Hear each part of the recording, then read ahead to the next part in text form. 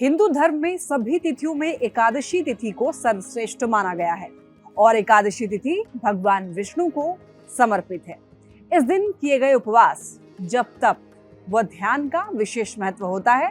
शास्त्रों में यह बताया गया है कि एकादशी का व्रत करने से सांसारिक जीवन की सभी समस्याओं से मुक्ति मिलती है और व्यक्ति जन्म मृत्यु के बंधन से मुक्त हो जाता है और अंत में वैकुंठ धाम को प्राप्त करता है। धर्म ग्रंथों में बताया गया है कि इस पुण्य तिथि पर कुछ ऐसे कार्य हैं जिनको वर्जित बताया गया। ऐसा करने से जीवन में कई तरह की परेशानियों का सामना करना पड़ता है और भगवान विष्णु की नाराजगी का भी सामना करना पड़ता है। तो आइए जानते हैं कि एकादशी के दिन ऐसे कौन से कार्य हैं जिनको भूलकर भी नहीं करना चाहिए। नमस्कार, मेरा नाम है लक्ष्मी और फोक शास्त्र के एक वीडियो और आपके लिए लेकर मैं आ गई हूँ। तो देखिए, हम लोग आज बात कर रहे हैं एकादशी की। एकादशी पर व्रत और दान के साथ ही भगवान विष्णु की विशेष पूजा की जाती है। इस एकादशी का व्रत करने से कहते हैं कि हर तरह की परेशानियां और जाने अनजाने में किए गए पाप खत्म हो जाते हैं। इस व्रत के दौरान कुछ बातों का खास तौर से ध्यान रखा जाता है जो कि ग्रंथों में बताई गई है।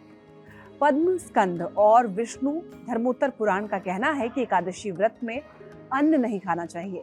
इस व्रत में उपवास करने का विधान बताया गया है जिसमें सिर्फ फल खाए जा सकते हैं। क्या क्या करें एकादशी के दिन, अगर इस पर हम लोग बात करें तो देखिए, इस दिन सुबह जल्दी उठ करके नहा लें और स्नान के बाद तुलसी के पौधों में जल चढ़ाएं। इसके बाद भगवान विष्णु के सामने व्रत और दान का संकल्प लेना चाहिए और फिर दिन भर कुछ भी नहीं खाना चाहिए। संभव ना हो सके तो फलाहार कर सकते हैं आप।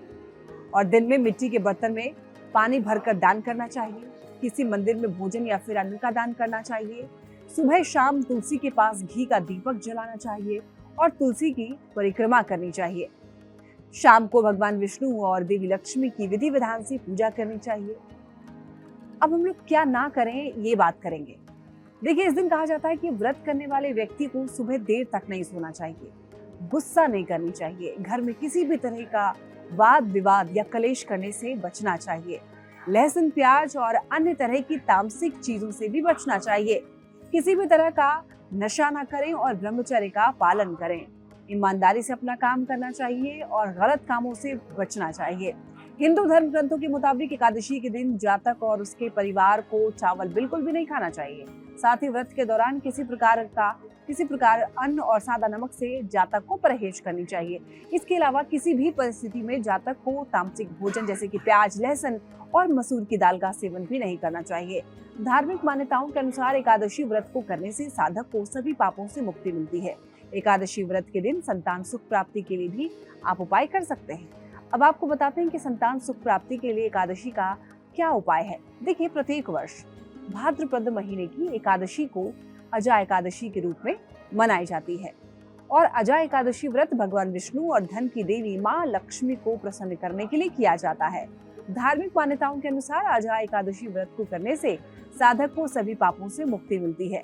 अजा एकादशी व्रत के दिन संतान सुख प्राप्ति के लिए क्या उपाय कर सकते हैं वो भी आपको बताते हैं। देखिए, यदि किसी स्त्री को संतान सुख प्राप्त नहीं हो रहा है तो इस व्रत को महिलाएं करती हैं और इसके लिए अजा एकादशी व्रत के दिन महिला को विशेष रूप से संतान गोपाल मंत्र का जाप करना चाहिए।